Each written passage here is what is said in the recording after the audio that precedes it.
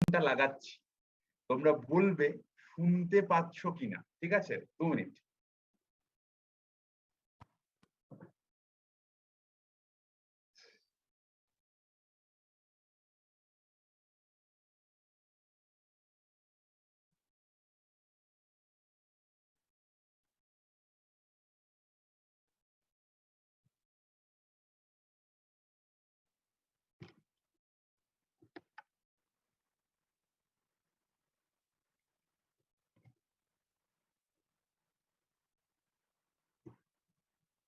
কথা শোনা যাচ্ছে? আগের থেকে ভালো না আগের মতনই?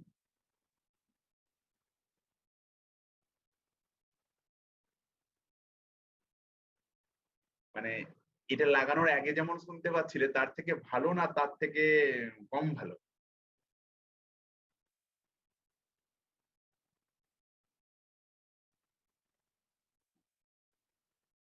ভালো শোনা যাচ্ছে, ওকে।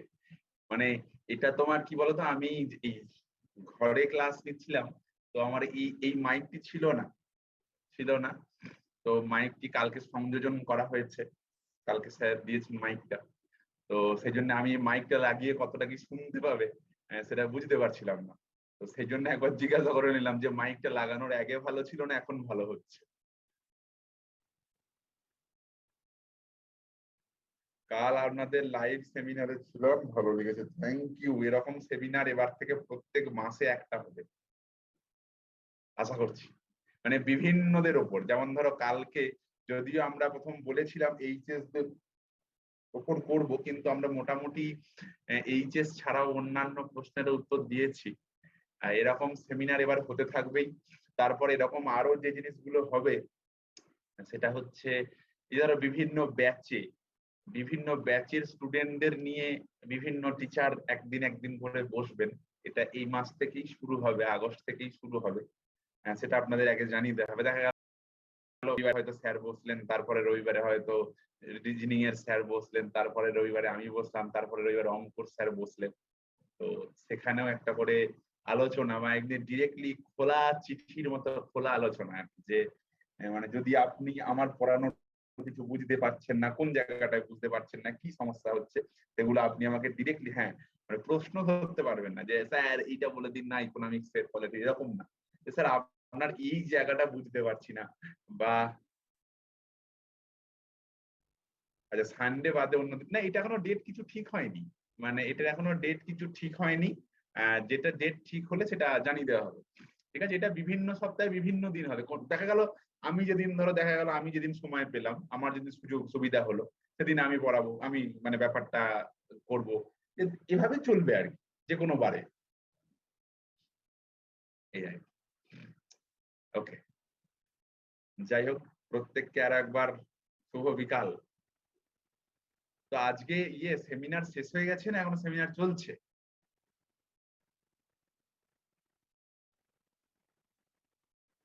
শেষ হয়ে গেছে। যাই হোক, আজকে আমরা দুটো টপিক আলোচনা করব। একটা টপিক হচ্ছে ইন্ডিয়ান হিস্ট্রি থেকে, আর একটা টপিক হচ্ছে, সরি হিস্ট্রি কেন বললাম, স্যার আপনাদের সাথে অনেক আগে পরিচয় হলে খুব ভালো হতো। অনেকটা দেরি হয়ে গেছে, তবুও আপনাদের ক্লাস করে এখন উপকৃত হচ্ছে। মানে এটা, তোমার বাড়ি কোথায়?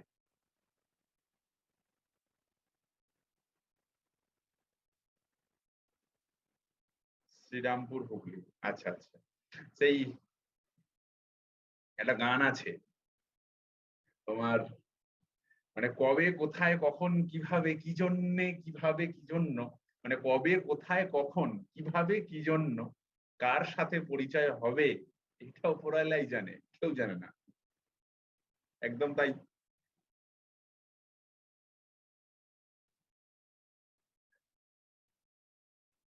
আচ্ছা, তো হুগলি, শ্রীরামপুর হুগলি, আপনাদের দিকে বন্যা পরিস্থিতি তেমন কোনো মারাত্মক কিছু নয় তো?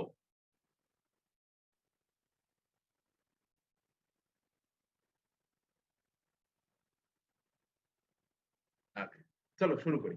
আজকে দুটো টপিক পড়াবো। উম, হ্যাঁ ঠিক। আগে থেকে হলে একটু এগিয়ে যেতে। যাই হোক, পিছানো বলে কিছু নেই, যেদিন থেকে শুরু করব সেদিন থেকেই নতুন দিন, সেদিন থেকেই নতুন শুরু, সেদিন থেকেই প্রথম শুরু।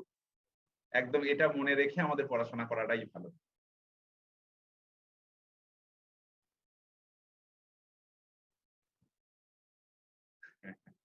বিউটি বলছে কোভিড-19 চিনিয়েছে বিশ্বাস ইনস্টিটিউটকে। প্রত্যেককে গুড আফটারনুন, শুভ বিকাল। এবার তাহলে শুরু করি, চলো। আজকে যে দুটো টপিক আলোচনা করবো, হ্যাঁ যেটা বলি, 22শে ফেব্রুয়ারি WBCS পরীক্ষা। যারা ফর্ম ফিল আপ করেছেন তারা প্রত্যেককেই জানেন কাল থেকে অ্যাডমিট দেবে। যাই হোক, আর যারা করেননি তাদের ব্যাপারটা এবছর দিচ্ছেন না, সামনের বার দেবেন। তো যাই হোক, স্বপ্নটা দেখা শুরু করতে হবে আস্তে আস্তে, কারণ প্রস্তুতি যখন নিচ্ছি স্বপ্ন দেখবো, আগামী দিন এগিয়ে যাব বলেই প্রস্তুতি নিচ্ছি। তো আগামী দিন প্রস্তুতি আপনাদের ভালো করে নিন। দীপ্তি বলছে আমার পরীক্ষা আছে, আচ্ছা পরীক্ষা আছে, খুব ভালো হোক এই কামনা করি। ওকে, যাই হোক শুরু করি এবার, চলো লেটস স্টার্ট। আজকে যেটা পড়বো সেটা একটা প্রাইম মিনিস্টার বা প্রধানমন্ত্রী, এবং যেটা পড়বো সেটা হচ্ছে ইন্ডিয়ান ক্লাইমেট, ভারতের জলবায়ু, আবহাওয়া জলবায়ু। তো এই দুটো টার্মের মধ্যে, এই দুটো টার্ম বেরিয়ে গেল, কি বলতে চাইছি, প্রধানমন্ত্রী আর রাষ্ট্রপতি, এই দুটো টার্মের মধ্যে আমাদের ভুলিয়ে যায় কে প্রধান। পদ বলে আমি দেব, রদ বলে আমি উপরেতে বসে বসে হাসে অন্তর্যামীর মতে। তো কে আসল,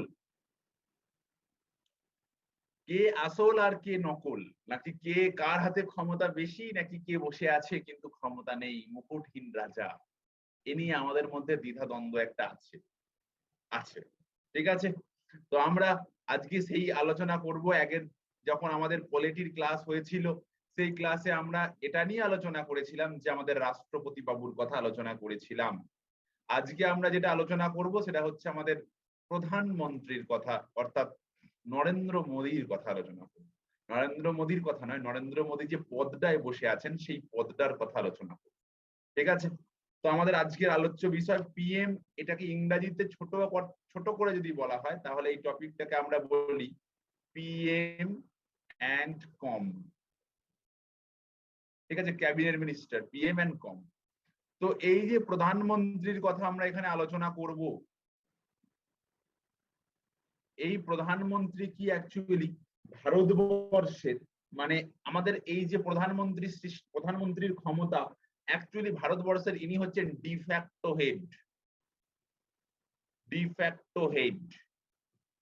আর একটা টার্ম আমরা শুনি ডিজিওড হেড, আগে বলেছিলাম ডিজিওড হেড। এই ডিজিওড হেড হচ্ছেন আমাদের প্রেসিডেন্ট,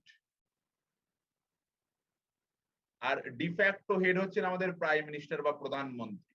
তো এই প্রাইম মিনিস্টার ডিফ্যাক্টো হেড মানে যিনি অ্যাকচুয়ালি, অর্থাৎ ডিফ্যাক্টো হেড মানে হচ্ছে যিনি, যার হাতে অ্যাকচুয়ালি রিয়েল এক্সিকিউটিভ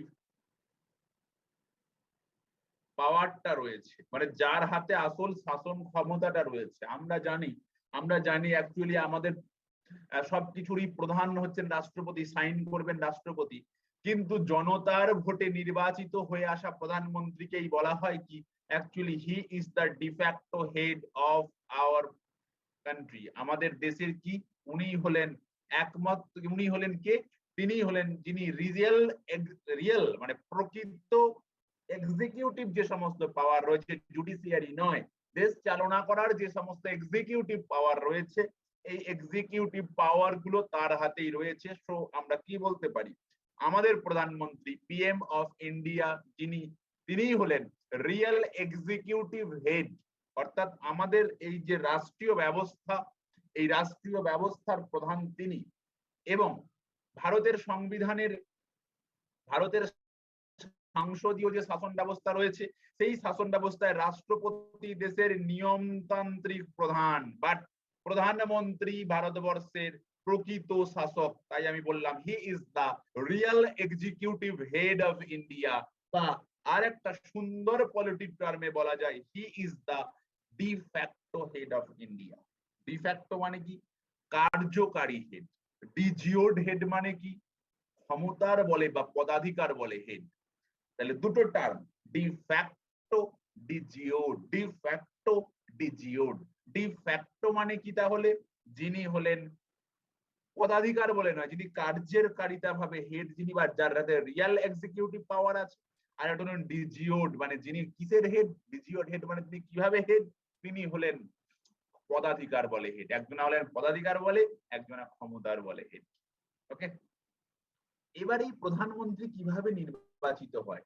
অ্যাকচুয়ালি প্রধানমন্ত্রী directly elected by the people সে অর্থে না হলেও তিনি directly elected by the people. Sir এটা কি রকম ব্যাপার? অ্যাকচুয়ালি দেখো, আমরা প্রধানমন্ত্রীর ভোট বলে কিছু হয় না, আমাদের দেশে লোকসভার ভোট হয়। সেই লোকসভায় সংখ্যাগরিষ্ঠ দলনেতাই হলেন প্রধানমন্ত্রী। অথবা যদি কোনো কোয়ালিশন গভর্নমেন্ট তৈরি হয়, মানে সংযুক্ত মোর্চা তৈরি হয়। মোর্চা মানে কি? যেখানে একাধিক দল একসাথে সরকার গঠন করে। যেমন আমাদের দেশে একটা টাইম হয়েছিল ইউপিএ 1, ইউপিএ 2। এই ইউপিএ 1 বা ইউপিএ 2 গভর্নমেন্ট যখন হয়েছিল, যার প্রধানমন্ত্রী হয়েছিলেন, নির্বাচিত হয়েছিলেন ডক্টর মনমোহন সিং। নির্বাচিত হয়েছিলেন ডক্টর মনমোহন সিং সেই সময়কার। তো যাই হোক, তো সেই গভর্নমেন্টের ক্ষেত্রে অর্থাৎ in case of coalition government, মানে যখন একাধিক দল এসে কোনো মোর্চা গঠন করছে, সেক্ষেত্রে কে হেড হন? সেক্ষেত্রে হেড হন কে? যিনি ওই মোর্চার যিনি মোর্চা মানে ওই দলগুলো যারা একত্রিত হয়েছে, তারা যাকে নেতা নির্বাচিত করেন তিনি প্রধানমন্ত্রী। তাহলে এই প্রধানমন্ত্রীকে অ্যাকচুয়াল কার কাছে নিয়োগ পেতে হয়? ওথ অ্যান্ড অ্যাফার্মেশন, অর্থাৎ তাকে কার কাছে শপথ বাক্য পাঠ করতে হয়। যদিও তিনি directly elected by the people, but the president of India, ভারতবর্ষের রাষ্ট্রপতি তাকে ওথ অ্যান্ড অ্যাফার্মেশন দেবেন, তাকে শপথ বাক্য পাঠ করাবেন। তাই অ্যাকচুয়ালি বলা যায় এই যে প্রধানমন্ত্রী, এই প্রধানমন্ত্রী যেহেতু রাষ্ট্রপতির দ্বারা ওথ অ্যান্ড অ্যাফার্মেশন পেয়ে নিযুক্ত হচ্ছেন, তাই সে অর্থে বলা যায় কি যে ইনিই হলেন কি? ইনিই হলেন ভারতবর্ষের নিয়মতান্ত্রিক হেড বা রাষ্ট্রপতি নিয়মতান্ত্রিক হেড। সেই জন্যই কিন্তু রাষ্ট্রপতি প্রধানমন্ত্রীকে কি পড়াচ্ছেন? ওথ অ্যান্ড অ্যাফার্মেশন, বা রাষ্ট্রপতি তাকে নিযুক্ত করছেন। এই আর্টিকেল 75, রাষ্ট্রপতি যে রাষ্ট্রপতির হাতেই এই যে পাওয়ারটা রয়েছে, অর্থাৎ প্রধানমন্ত্রীকে নির্বাচিত করা। নির্বাচিত করা সে অর্থে না, নির্বাচিত করা মানে কি রাষ্ট্রপতি বলে দেবেন না যে আচ্ছা বিজেপি জিতে এসেছে, তার মানে এবার নরেন্দ্র মোদী মুখ্যমন্ত্রী প্রধানমন্ত্রী, না তা বলবেন না। ওরা বলবে, উনি কি করবেন, যে দল জিতে আসবে মানে সংখ্যাগরিষ্ঠ ভোট পেয়ে আসবে, সেই দলের যিনি নেতা, মানে সেই দলের ইলেক্টেড এমপিসরা যাকে সিলেক্ট করবে যে he is the leader of our party, তাকে ওটা পড়াবেন রাষ্ট্রপতি। অ্যাকচুয়ালি রাষ্ট্রপতি সিলেক্ট করে দেবেন না যে আচ্ছা হ্যাঁ কে জিতে এসেছে কংগ্রেস, আচ্ছা তাহলে রাহুল গান্ধী তুমি মুখ্যমন্ত্রী প্রধানমন্ত্রী হও, না এটা না। কংগ্রেস জিতে এসেছে, সংখ্যাগরিষ্ঠ এমপিসরা চাইছেন রাহুল গান্ধী আমাদের নেতা। অথবা বিজেপি জিতে এসেছে, সংখ্যাগরিষ্ঠ এমপি যারা বিজেপি থেকে বিলং করে তারা বলছে আমাদের নেতা নরেন্দ্র মোদী। তাহলে নরেন্দ্র মোদী তারাই তাদের দ্বারা দলনেতা নির্বাচিত হলেন কি? তাদের দ্বারা দলনেতা নির্বাচিত হলেন প্রধানমন্ত্রী। প্রধানমন্ত্রী নয়, অ্যাকচুয়ালি প্রধানমন্ত্রী বলাটা ভুল হচ্ছে। যে দল জিতে এলো তাদের দ্বারা দলনেতা নির্বাচিত হলো, সেই দলনেতা হিসেবে কে হলেন? ধরো নরেন্দ্র মোদী। এখন এই নরেন্দ্র মোদীকে ওথ অ্যান্ড অ্যাফার্মেশন দেবেন কে? ওথ অ্যান্ড অ্যাফার্মেশন মানে তাকে শপথ বাক্য পাঠ করাবেন কে? তাকে শপথ বাক্য পাঠ করাবেন আমাদের প্রেসিডেন্ট অফ ইন্ডিয়া। দেন তখন এই নরেন্দ্র মোদী হলেন কে? তখন এই নরেন্দ্র মোদী হলেন আমাদের প্রধানমন্ত্রী। তাই প্রধানমন্ত্রী পদটা দেন কে? প্রধানমন্ত্রীর ওই মেডেলটা দেন কে? অ্যাকচুয়ালি প্রধানমন্ত্রীর মেডেলটা, ওই যে নামটা ট্যাগলাইনটা দিচ্ছেন রাষ্ট্রপতি, কিন্তু অ্যাকচুয়ালি তিনি হলেন, মানে যিনি প্রধানমন্ত্রী হলেন, তিনি হলেন সেই দলের সবারই জাজমেন্ট দ্বারা, সবারই বিচারের দ্বারা যে তিনি আমাদের নেতা। এই নেতাই পরবর্তীকালে প্রেসিডেন্টের দ্বারা কিসের তকমা পাচ্ছেন? ভারতবর্ষের পিএম, প্রধানমন্ত্রী। এই হলো গল্প, ঠিক আছে। এবার রাষ্ট্রপতি প্রধানমন্ত্রীকে নিয়োগ করার কিছু নিয়ম, যেটা আমি বলছিলাম সেগুলি একে একে বলবো। দেখো, প্রথম কথা কি হতে পারে? 1 নম্বর নিয়ম, লোকসভা নির্বাচনে সংখ্যাগরিষ্ঠ দলের নেতা, মানে কি? ধরো ভারতবর্ষে দেখা গেল 500টা সিট আছে, আমি সাপোজ বলছি, গল্প বলছি। তার মানে কে ক্ষমতায় আসবে? যে মিনিমাম 251টা সিট পাবে, ঠিক আছে। তাহলে 251টা সিট যে দল পেয়েছে, দেখা গেল ধরো বিজেপি পেয়েছে, তাহলে বিজেপি এই 251 জন এমপি কি বললো? আমাদের নেতার নাম নরেন্দ্র মোদী, ঠিক আছে। তাহলে এই নরেন্দ্র মোদীকে তখন প্রেসিডেন্ট অফ ইন্ডিয়া কি করবে? মানে রাষ্ট্রপতি কি করবে? তাকে তখন প্রধানমন্ত্রী হিসাবে নির্বাচিত করবে। এটা খুব সহজ একটা পদ্ধতি, ব্যাপক ভালো সুন্দরভাবে হয়ে গেল। নেক্সট দেখা গেল ভারতবর্ষে ধরো সিট আছে 500টা, ঠিক আছে? ভালো করে বুঝবে এই 2 নম্বর পয়েন্টটা। আমি 500 লিখেছি কেন, সংখ্যা কত হবে বোঝাতে সুবিধা হবে বলে। তাহলে সংখ্যাগরিষ্ঠতা পেতে গেলে কত কত দরকার, 251টা মিনিমাম দরকার, ঠিক আছে? এখন দেখা গেল কোন দলই 251টা সিট পেল না। কি হলো, এই 500টা সিটের মধ্যে একটা দল পেল 200টা সিট, আর একটা দল পেল ধরো 200টা সিট, আর একটা দল পেল 100টা সিট। ধরো আমি গোটা ভারতবর্ষের পার্সপেক্টিভে বলছি, ধরো দেখা গেল বিজেপি পেয়েছে 200টা সিট, কংগ্রেস পেয়েছে 200টা সিট, তৃণমূল পেয়েছে 200টা সিট, আমি সাপোজ বলছি। তাহলে এখন দেখো কেউই সরকার গড়ার ক্ষমতায় নেই, কারণ কারুর কাছে এই ম্যাজিক ফিগার যেটা 251 সেটা নেই, ঠিক আছে? তাহলে যখন রাষ্ট্রপতি কি করবেন, তখন রাষ্ট্রপতি 2 ধরনের কাজ করতে পারে। কি রকম করতে পারে, দেখা গেল এই ভোটের পরবর্তী সময়ে এই কংগ্রেস আর তৃণমূল জোট হয়ে গেল। সাপোজ তোমাকে আরো উদাহরণটা সহজ করার জন্য আমি আরো ভালো করে বুঝিয়ে বলি। দেখা গেল এখানে বিজেপি 220টা আসন পেয়েছিল, 220টা আসন পেয়েছে, ঠিক আছে? এটা কিরকম হয় তোমাদের আমি আর একটা অন্য বোর্ডে বুঝিয়ে দিই, তাহলে আরো সুন্দর লাগবে তোমাদের ব্যাপারটা বুঝতে।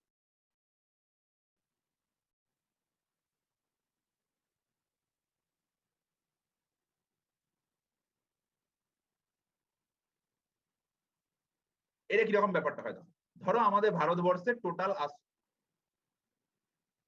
টোটাল আসন সংখ্যা ধরো কি বলছিলাম আমরা, সেটা হচ্ছে 500। এবার কিভাবে ব্যাপারটা ঘটে, ধরো তার মানে 251 আমাদের ম্যাজিক ফিগার, মানে 251 পেলে সে দল ক্ষমতায় গড়বে, সিংহাসনে। এখন 251টা আসন কেউ পায়নি, কি হয়েছে, 3 রকম ভাবে গল্পটা হয়েছে। বিজেপি পেয়েছে ধরো মনে করো 220টা আসন, কংগ্রেস পেয়েছে 200টা আসন, তৃণমূল পেয়েছে 80টা আসন।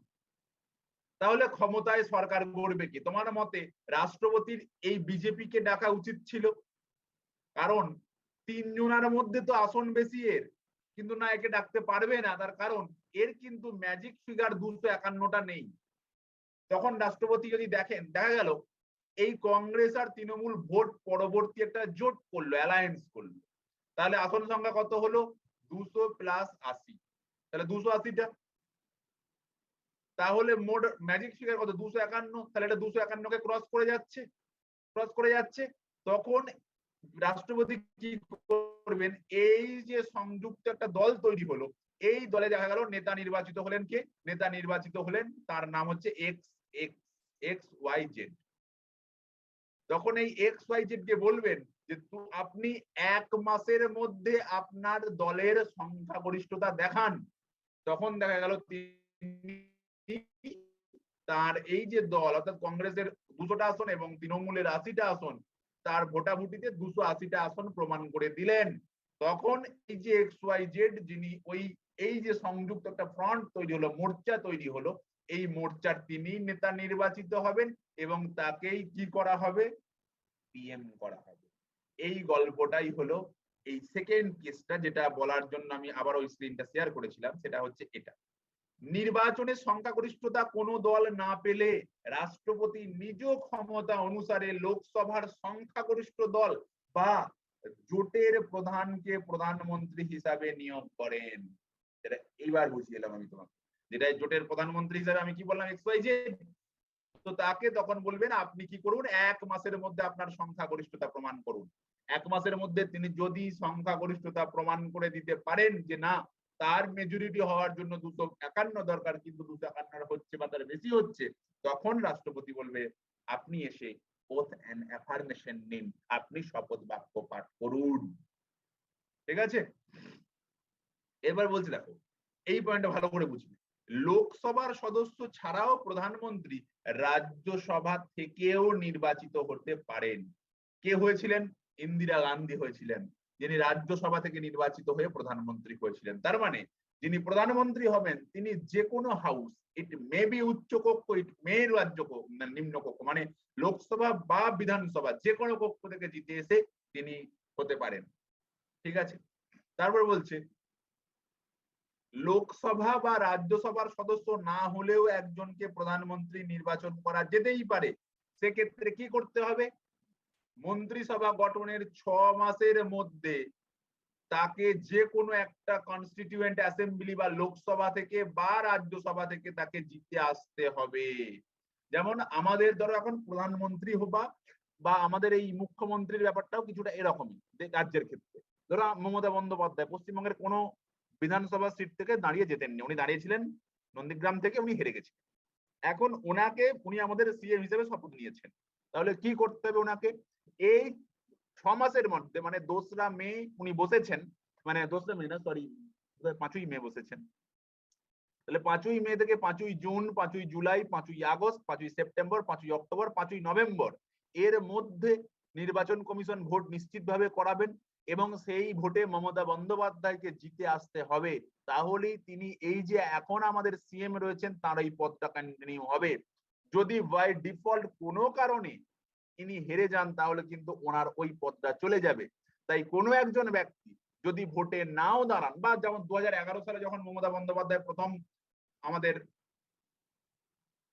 মুখ্যমন্ত্রী হলেন তখন কিন্তু উনি ভোটেই দাঁড়াননি, সেবার তিনি তখন রেলমন্ত্রী ছিলেন। তো ক্ষেত্রে কি করা হলো, তখন তিনি ওখানকার মন্ত্রিত্বটা জবাব মানে রিজাইন করলেন এবং সম্ভবত রিজাইন করার পর তারপরই উনি ওখান থেকে রিজাইন করার পর ওটা মুকুল রায় কিছুদিন কন্টিনিউ করেছিলেন। যাই হোক, তো তখন কি হলো, আবার তিনি এখানে এসে ভবানীপুর থেকে 6 মাসের মধ্যে প্রায় 2 লক্ষ 2.5 লক্ষ ভোটে জিতে গেলেন, তখন তিনি তার এই মুখ্যমন্ত্রী পদটা কন্টিনিউ হবে। তাই কোনো ব্যক্তি যদি মানে নাও দাঁড়ায়, ভোটে নাও দাঁড়ায়, সেক্ষেত্রেও তাকে তার কিন্তু মুখ্যমন্ত্রী, সরি প্রধানমন্ত্রী বা মুখ্যমন্ত্রী, যাই হোক মুখ্যমন্ত্রী এখন আলোচনা নয় আমাদের, প্রধানমন্ত্রী নির্বাচিত হতে পারেন। সেক্ষেত্রে কি করতে হবে, তিনি যে কোনো এ ভারতবর্ষের যে কোনো কনস্টিটিউয়েন্সি থেকে তাকে জিতে আসতে হবে। যদি জিতে আসেন তাহলে তিনি কি হবেন, তার এই প্রধানমন্ত্রী পদটা কন্টিনিউ হবে। যদি তিনি হেরে যান এই পদটা তার চলে যাবে। এরকম ঘটনাই ঘটেছিল in case of Indira Gandhi. Indira Gandhi হলেন একমাত্র প্রথম প্রধানমন্ত্রী যিনি ডিরেক্ট ইলেকশনে হেরে গেছিলেন, তাই তাকে পরবর্তীকালে আবার রাজ্যসভা থেকে জিতিয়ে এনে প্রধানমন্ত্রী করা হয়েছিল। তিনি লোকসভা ভোটে হেরে গেছিলেন। তাই একটু পরেই তোমাদের আমি বলবো যে ভারতবর্ষের কোন প্রধানমন্ত্রী মানে প্রধানমন্ত্রী ছিলেন এবং তারপরে টার্মটা শেষ হয়ে যাওয়ার পর যখন ভোট হয়েছিলেন সেই ইলেকশনে হেরে গেছিলেন, সে ইজ ইন্দিরা গান্ধী। পরে আসছে। এরপর আছে দেখো কার্য ও ক্ষমতা। প্রধানমন্ত্রী তাহলে কি, সংখ্যাগরিষ্ঠ দলের নেতা, মানে সংখ্যাগরিষ্ঠ দলের যিনি নেতা নির্বাচিত হয়েছেন তিনি, অথবা যদি কোনো ফ্রন্ট তৈরি হয় সেই ফ্রন্টের যিনি নেতা তিনি। তাহলে বলছে দেখো প্রধানমন্ত্রী হলেন দলের নেতা, তাকে বলা হয় সময় পর্যায়ভুক্ত ব্যক্তিদের মধ্যে অগ্রগণ্য। এটা এখানে তার ভুল আছে। তা প্রধানমন্ত্রী হলেন, এখানে অ্যাড করে নেবেন আপনারা, সর্ববৃহৎ দলের নেতা এবং তাকে সম পর্যায়ভুক্ত, মানে দেখো এই যতজন এমপি জিতে এসেছেন এরা প্রত্যেকে কিন্তু এমপি। এই এমপির মধ্যে যিনি প্রধানমন্ত্রী নির্বাচিত হচ্ছেন তাহলে তিনিও তো একজন এমপি, তাহলে তিনি এই সব এমপিদের মধ্যে একটু অগ্রগণ্য। সেই জন্য বলা হচ্ছে প্রধানমন্ত্রী হলেন সর্ববৃহৎ দলের নেতা, তাকে বলা হয় সম পর্যায়ভুক্ত ব্যক্তিদের মধ্যে অগ্রগণ্য। ব্যাপারটা কিরকম, ধরো কোন একটা স্কুলে হেডমাস্টার মশাই নেই, এখন যারা টিচাররা রয়েছেন ধরো 20 জন টিচার আছে, হেডমাস্টার মশাই নেই, তাহলে এই 20 জনের মধ্যে একজনকে কি করা হবে, একজনকে যিনি সিনিয়র মোস্ট তাকে কি করা হবে, বলবে আপনি এখন আপাতত অ্যাক্টিং হেডমাস্টার হন। তাহলে অ্যাক্টিং মানে কে, এই 20 জন সমপর্যায়ভুক্ত মানুষের মধ্যেই একজন, এবং যার ক্ষমতা মানে যার মধ্যে কি একটু মানে অভিজ্ঞতা রয়েছে বা যার যিনি যাকে দেখে মনে হচ্ছে না এই পর্যায়ের জন্য যোগ্য। তার মানে সমপর্যায়ভুক্ত, তাদের দেখা যাচ্ছে ডিগ্রি টিগ্রির দিক থেকে সবই এক, কিন্তু সমপর্যায়ভুক্ত দিক থেকে একটু অগ্রগণ্য। তাই এই সময় কিন্তু যারা ওই হাউসে রয়েছেন সবাই এমপি, এই এমপিদের মধ্যে যিনি অগ্রগণ্য বা যিনি দলের নেতা তিনি হলেন প্রধানমন্ত্রী। ঠিক আছে, এবার বাদ বাকি যে মন্ত্রী, স্বাস্থ্যমন্ত্রী, রেলমন্ত্রী, স্বরাষ্ট্রমন্ত্রী, খাদ্যমন্ত্রী, শিশু ও নারী কল্যাণ মন্ত্রী, শিক্ষামন্ত্রী, পরিবেশ মন্ত্রী, বনমন্ত্রী, মৎস্যমন্ত্রী, জলসেচ মন্ত্রী, প্রত্যেকটা আলাদা দপ্তর আছে। এখন এই দপ্তরগুলো কে সামলাবে? এই দপ্তরগুলো সামলাবে এক একটা মন্ত্রী সেই দপ্তরের। তাহলে এই মন্ত্রীদের নামটাও রেকমেন্ড হবে কার দ্বারা? By PM. তাহলে প্রধানমন্ত্রীর সিদ্ধান্ত অনুসারে রাষ্ট্রপতি বাকি মন্ত্রীদের নিয়োগও করতে পারেন। আবার দেখা গেল এই যে ধরো বাবুল সুপ্রিয় মন্ত্রী ছিলেন, মন্ত্রিত্ব ছাড়লেন, তাহলে সেটাও কিন্তু প্রধানমন্ত্রীকে বলতে হবে যে হয় তাকে রিজাইন করতে হবে যিনি মন্ত্রী আছেন, অথবা রাষ্ট্রপতি তাকে বলবেন যে আপনার মন্ত্রিত্ব পদকে ছেড়ে দেওয়া হচ্ছে। ঠিক আছে, এই ক্ষমতাও রয়েছে রাষ্ট্রপতি। প্রধানমন্ত্রীর সিদ্ধান্ত অনুযায়ী, অর্থাৎ এই সিদ্ধান্তটা কিন্তু প্রধানমন্ত্রীর সিদ্ধান্ত। তাহলে প্রধানমন্ত্রীর সিদ্ধান্ত অনুযায়ী রাষ্ট্রপতি বাকি মন্ত্রীদের যেমন নিয়োগও করেন, আবার বাকি মন্ত্রীদের ছেঁটেও দিতে পারেন, বরখাস্ত করতে পারেন। ঠিক আছে, যে কোনো মন্ত্রিসভার যে বৈঠকগুলো হবে, মানে যেখানে ধরো অন্যান্য মন্ত্রীরা থাকবে, তোমার বিভিন্ন ধরনের কেন্দ্রীয় বিভিন্ন মন্ত্রীরা থাকবে, স্বরাষ্ট্রমন্ত্রী, স্বাস্থ্যমন্ত্রী, খাদ্যমন্ত্রী, বস্ত্রমন্ত্রী, সবাই মন্ত্রীরা বিভিন্ন দপ্তরের মন্ত্রী থাকবেন। তাদের মধ্যে যখন কোনো অধিবেশন হবে, সেই অধিবেশনে সব সময় চেয়ার করবেন কে? সব সময় সভাপতিত্ব করবেন রানিং যিনি দলের নেতা নির্বাচিত হয়েছেন, যাকে এরাই নেতা নির্বাচিত করেছেন, সেই প্রধানমন্ত্রী। এবং তার সিদ্ধান্তটাই চূড়ান্ত সিদ্ধান্ত বলে ধরে নেওয়া হবে। ঠিক আছে, তার মানে এক কথায় বলা যায় যেহেতু বাকি মন্ত্রীদের নির্বাচিত করছেন প্রধানমন্ত্রী, তাহলে বাকি মন্ত্রীরা অবশ্যই প্রধানমন্ত্রীর হাতে বা প্রধানমন্ত্রীর নিয়ন্ত্রণে। এখন কোন মন্ত্রিসভা থেকে দেখা গেল নরেন্দ্র মোদীর মন্ত্রিসভা থেকে নরেন্দ্র মোদী বলছে আমি রিজাইন করব, তো এরকম হবে গোটা মন্ত্রিসভাটাই পড়ে যাবে, মানে মন্ত্রিসভাকে বিলোপ হয়ে যাবে। হ্যাঁ, এখন প্রধানমন্ত্রী নরেন্দ্র মোদী শরীর খারাপের জন্য সরে যেতে পারেন, যে আমি শারীরিকভাবে অসুস্থ, আমি কন্টিনিউ করতে পারছি না, আমার স্থানে আমাদের দলের নেতা নির্বাচিত হয়েছেন অমিত শাহ, তখন অমিত শাহ আবার প্রধানমন্ত্রী হিসেবে কন্টিনিউ করতে পারেন। কিন্তু যদি তিনি সুস্থ সবল সজ্ঞানে কোন রকম ভাবে রিজাইন করেন, তাহলে সঙ্গে সঙ্গে সেই মন্ত্রিসভা কিন্তু বিলোপ হয়ে যাবে, অর্থাৎ সেই মন্ত্রিসভা আর টিকে থাকবে না। ঠিক আছে, প্রধানমন্ত্রী আমাদের আগে কি ছিল? 5 ইয়ার প্ল্যানিং। এই 5 ইয়ার প্ল্যানিং এখন আর নেই, এখন হয়ে গেছে কি নীতি আয়োগ।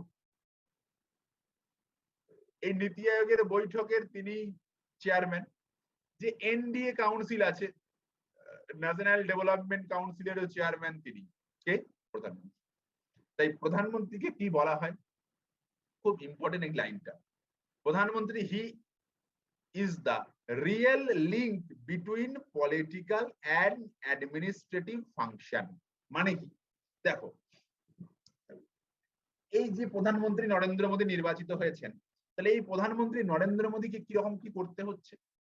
দেখো, ওনাকে পলিটিক্যালও যোগাযোগ রাখতে হচ্ছে, কারণ কি উনি একটা দল থেকে আসছেন, দলটার নাম ধরো বিজেপি। তাহলে এই বিজেপি দলের রাজনৈতিক ব্যাপার স্যাপার, রাজনৈতিক মিটিং মিছিল সবকিছু কন্ট্রোল করতে হবে, মানে তার দায়িত্বও আছে। আবার অ্যাডমিনিস্ট্রেটিভ, অর্থাৎ তিনি দেশের প্রশাসক, দেশের যে সমস্ত কার্যকলাপ গুলো রয়েছে সমস্ত কিছু কার্যকলাপ গুলোর উপর তার কিন্তু একটা নজর থাকবে, অন্যান্য মন্ত্রীদের সঙ্গে যোগ সাধন করা থেকে সবকিছু তার নজরে থাকবে। তাই তাকে বলা হয়, ইনিই হলেন যোজক, লিঙ্কার, কার কার মধ্যে? পলিটিক্যাল এবং অ্যাডমিনিস্ট্রেশন, মানে তাকে রাজনৈতিক দিক দিয়ে এবং অ্যাডমিনিস্ট্রেশন এই দুটো দিকেরই সংযোগ স্থাপন করেন কে? সংযোগ স্থাপন করেন প্রধানমন্ত্রী। ঠিক আছে, এটাই হলো। তাহলে বাকি মন্ত্রীরা তার নিয়ন্ত্রণে, বাকি মন্ত্রীরা তার দ্বারা, তার রেকমেন্ডেশনে কে কার দ্বারা নির্বাচিত হন? রাষ্ট্রপতির দ্বারা। তাহলে নির্বাচিত যখন হচ্ছেন তাকে তাকে বিলোপও করতে পারেন তিনি, প্রধানমন্ত্রী করতে পারেন। পদাধিকার বলে তিনি নীতি আয়োগ এবং ন্যাশনাল ডেভেলপমেন্ট কাউন্সিলের হেড। আর তাকে কি বলা হয়? He is the real link between PM political and administrative function বা অ্যাডমিনিস্ট্রেটিভ পাওয়ারের হেড। ঠিক আছে, এবার আমরা জানবো আমাদের ভারতবর্ষের বেশ কিছু প্রধানমন্ত্রী সম্পর্কে, যারা ভারতবর্ষের প্রধানমন্ত্রী। তো ভারতবর্ষের প্রধানমন্ত্রী সম্পর্কে কি জানবো? ভারতবর্ষের প্রধানমন্ত্রীগণ, প্রথমেই যার কথা জানবো, ভারতবর্ষের প্রথম প্রধানমন্ত্রী জওহরলাল নেহেরু, যিনি এখনো পর্যন্ত, মানে টিল নাও টুডে, আজ পর্যন্ত ভারতের সব থেকে বেশি দিন থাকা প্রধানমন্ত্রী তিনি। একটানা 17 বছর ভারতবর্ষের প্রধানমন্ত্রী ছিলেন। ভারতবর্ষের প্রথম প্রধানমন্ত্রী, সব থেকে দীর্ঘ সময় প্রধানমন্ত্রী তিনি ছিলেন। তিনি কত? 17 ইয়ার্স, 17 বছর। ঠিক আছে, তারপর কিছুদিনের জন্য অস্থায়ীভাবে বসেছিলেন গুলজারিলাল নন্দ, ভারতবর্ষের প্রথম অস্থায়ী প্রধানমন্ত্রী। তারপরে দেখো কার কথা দেওয়া আছে, লাল বাহাদুর শাস্ত্রী, যার সেই বিখ্যাত স্লোগান আমরা জানি, জয় জওয়ান জয় কিষান। he died in office। এই কথাটার মানে কি? he died in office, এই কথাটার মানে হচ্ছে তিনি অফিসে বসে থাকা অবস্থায় মারা গেছিলেন না, তিনি প্রধানমন্ত্রী থাকাকালীন অবস্থায় মারা গেছিলেন, তাই বলা হয় he died in office। তিনি প্রধানমন্ত্রী থাকাকালীন অবস্থায় মারা গেছিলেন। এর মানে এটা নয় কিন্তু যে তিনি অফিসের মধ্যে বসে থাকা অবস্থায় মারা গেছিলেন। ঠিক আছে, তারপর আমরা কার কথায় আসবো, ইন্দিরা গান্ধী।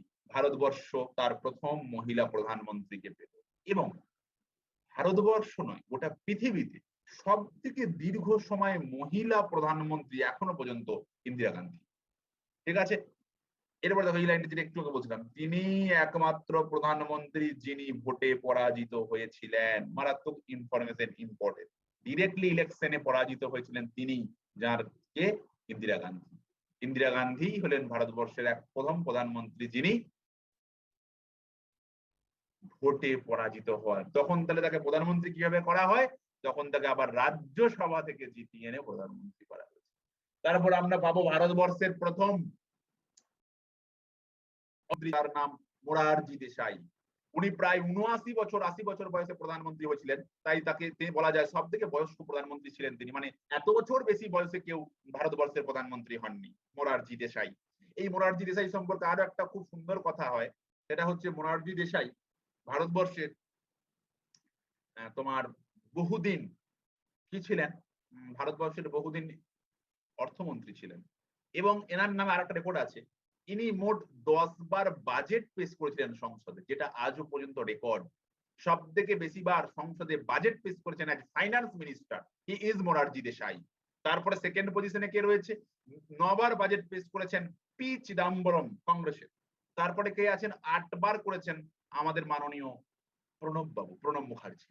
তাহলে সব থেকে বেশি বার সংসদে বাজেট পেশ করেছেন মোরারজি দেশাই এজ কি ফাইন্যান্স মিনিস্টার হিসাবে।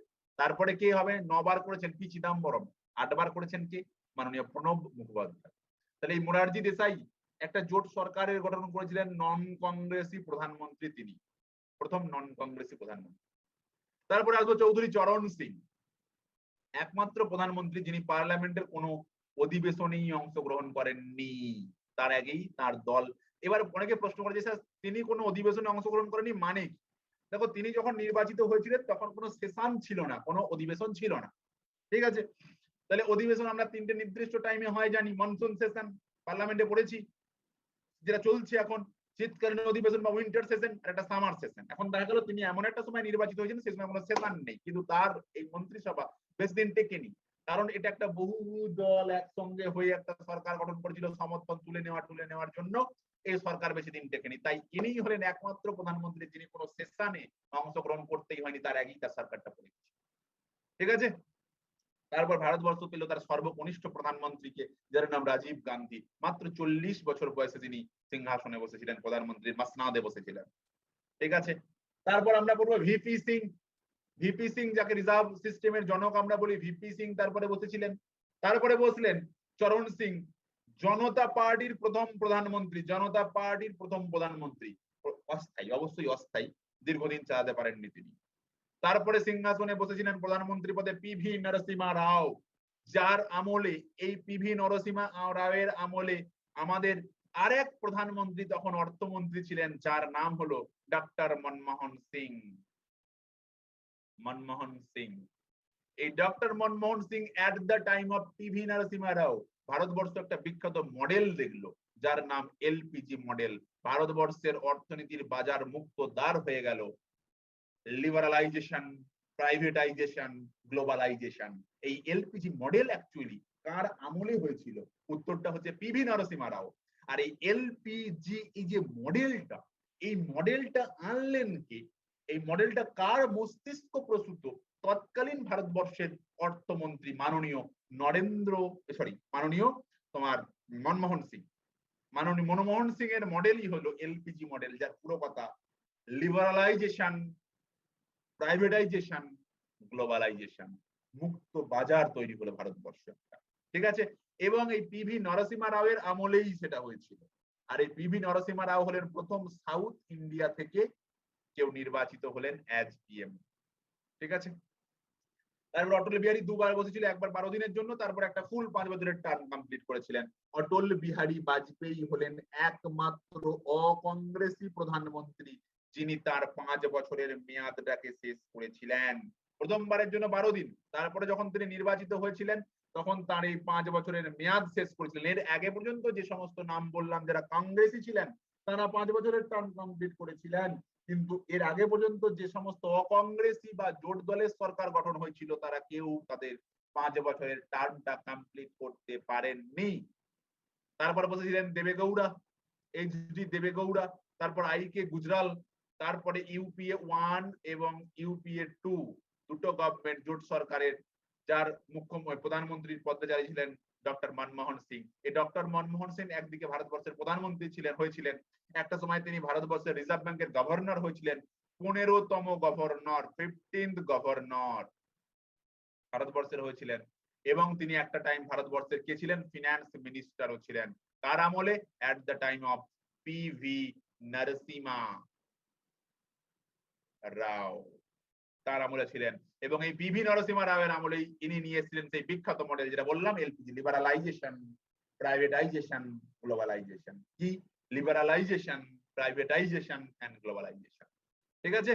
তারপর নরেন্দ্র মোদী বসলেন, আর এই নরেন্দ্র মোদী হলেন একমাত্র ভারতবর্ষের এতাবৎকাল বসা একমাত্র প্রধানমন্ত্রী যার জন্ম হয়েছে স্বাধীনতার পর, সম্ভবত 1949 বা 48 সালে জন্ম প্রধানমন্ত্রী নরেন্দ্র মোদী। ঠিক আছে। এই হলো ভারতবর্ষের বিভিন্ন প্রধানমন্ত্রীদের সম্পর্কে কয়েকটা তথ্য। এরপর আমরা যে কেন্দ্রীয় মন্ত্রিসভা বলি, এই কেন্দ্রীয় মন্ত্রিসভায় কার্য অনুসারে 3 রকমের মন্ত্রী আছে। এক রকম মন্ত্রীর নাম ক্যাবিনেট মিনিস্টার, ক্যাবিনেট মিনিস্টার যারাই প্রকৃত মন্ত্রী। ঠিক আছে। আর একটা হচ্ছে রাষ্ট্রমন্ত্রী বা মিনিস্ট্রি অফ স্টেট, আর একটা হচ্ছে উপমন্ত্রী বা ডেপুটি মিনিস্টার। বিভিন্ন ডিপার্টমেন্ট, মানে যে ডিপার্টমেন্ট গুলোর কাজ অনেক বেশি সেই ডিপার্টমেন্ট গুলো অনেক সময় এই ক্যাবিনেট মিনিস্ট্রির পাশাপাশি কিছু রাষ্ট্রমন্ত্রী বা কিছু ডেপুটি মিনিস্টার নির্বাচিত করা হয়। তো মন্ত্রিসভা এই 3 ধরনের মন্ত্রীর মধ্যে সব থেকে ক্ষমতাশীল মন্ত্রী হলেন যারা ক্যাবিনেট মন্ত্রী। ঠিক আছে। তো একটা দেশ, আমাদের ভারতবর্ষে কতজন ম্যাক্সিমাম মন্ত্রী হতে পারেন? ধরো ভারতবর্ষে 500টা সিট আছে, তাহলে এর 15% লোককে মন্ত্রী করা যেতে পারে। তাহলে 15 × 5,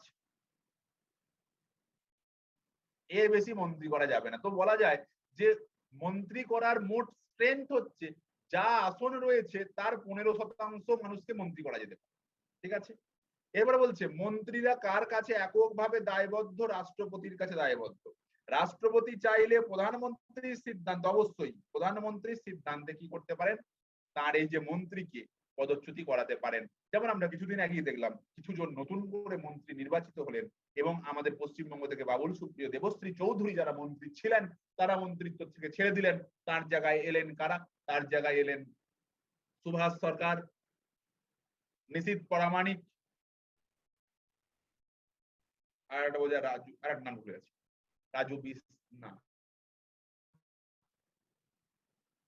সুভাষ নস্কর, যাই হোক হবে। তো যাই হোক, তাহলে এই ব্যাপারটা, তাহলে এই কেন্দ্রীয় মন্ত্রী শান্তনু ঠাকুর, শান্তনু ঠাকুর। তো এই তাহলে ব্যাপারটা কেন্দ্রীয় মন্ত্রিসভায় সব থেকে বেশি ক্ষমতা কার হাতে রয়েছে? ক্যাবিনেট মিনিস্ট্রি বা ক্যাবিনেট মন্ত্রীদের হাতে। এই ক্যাবিনেট মন্ত্রীদের অনুপস্থিতিতে সেই দপ্তরে থাকা ডেপুটি মিনিস্টার বা মিনিস্ট্রি অফ স্টেট তাদের কাজটা সামলাতে পারেন। বাট প্রধানমন্ত্রীর মিটিং এ কিন্তু এই ডেপুটি মিনিস্টারদের কোন রকম কোনো উপস্থিতি নেই। প্রধানমন্ত্রী যখন মিটিং করবেন মন্ত্রীদের সাথে তখন সেখানে যদি ক্যাবিনেট মন্ত্রীদের মিটিং হয় সেখানে অনলি ক্যাবিনেট মিনিস্টাররা প্রেজেন্ট থাকবেন। যদি কখনো ক্যাবিনেট মিনিস্টার রেকমেন্ড করে যে না আমি থাকতে পারছি না, আমার পরিবর্তে মিনিস্ট্রি অফ স্টেট থাকতে পারে, তখনই মিনিস্ট্রি অফ স্টেট। যদি বলে কোন ক্যাবিনেট মিটিং এ কোন মন্ত্রীর অংশগ্রহণ থাকে না, তারা হলেন ডেপুটি মিনিস্টার। ডেপুটি মিনিস্টাররা কখনোই ক্যাবিনেট মিনিস্ট্রির মিটিং এ অংশগ্রহণ করতে পারেন না। আর এই যে মন্ত্রিসভা গঠিত হয়, এই মন্ত্রিসভা এই সংখ্যাগরিষ্ঠ দলের যিনি নেতা নির্বাচিত হলেন অর্থাৎ প্রধানমন্ত্রী, তার প্রায়র রেকমেন্ডেশনে কি হয়, এই মন্ত্রিসভাটা গঠিত হয় কার দ্বারা? রাষ্ট্রপতির দ্বারা। এই হলো ভারতবর্ষের প্রধানমন্ত্রী এবং ভারতবর্ষের প্রধানমন্ত্রীদের হাতে থাকা বেশ কিছু ক্ষমতা, সেগুলো আমরা এখানে আলোচনা করলাম। ওকে,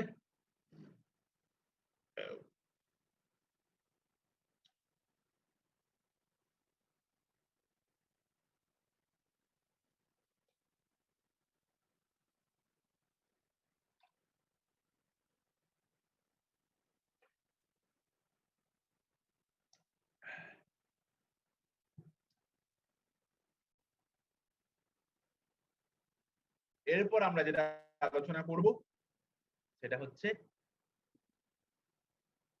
জলবায়ু। ভারতবর্ষে ইন্ডিয়ান ক্লাইমেট, ঠিক আছে, ভারতবর্ষের জলবায়ু সম্পর্কে আলোচনা। দেখো, আমি প্রিভিয়াস ইয়ার কোয়েশ্চেনকে স্টাডি করে যেটা দেখেছি, সেখানে জলবায়ু থেকে কোয়েশ্চেন, যেমন ভারতবর্ষের জলবায়ু থেকে কোয়েশ্চেন, সাথে সাথেই একটু বিশ্বের জলবায়ু থেকেও কোয়েশ্চেন আসে। তো সেই জায়গাগুলো আমি এখানে একটু লিখিয়েও দেব। প্রথমে একটু বলি, তারপর লেখাবো। একটু জলবায়ুটা বলি। দুটো টার্ম আছে, একটা আবহাওয়া এবং একটা হচ্ছে জলবায়ু। আবহাওয়া হলো ক্ষণিকের অবস্থা, আর জলবায়ু হলো 30-35 বছরের আবহাওয়ার যে গড় হিসাব, সেটা হচ্ছে জলবায়ু অঞ্চল। এখন সেই অনুযায়ী জলবায়ু। তাহলে এই হচ্ছে ভারতবর্ষের আবহাওয়া এবং জলবায়ুর কথা। আমরা মেইনলি আজকের এই যে নোটটা আপনাদের মানে শেয়ার করছি আমি, ভারতবর্ষের জলবায়ু বা ইন্ডিয়ান ক্লাইমেট, তো এখানে ভারতবর্ষের কথাটাই ম্যাক্সিমাম বলা রয়েছে। এটা বলা হয়ে যাওয়ার পর আমি আপনাদের সাথে আরো কিছু এই ক্লাইমেট সংক্রান্ত তথ্য লেখাবো, সেগুলো একটু লিখে নেবেন। ঠিক আছে, তো প্রথমে আমরা আসছি ভারতের জলবায়ু।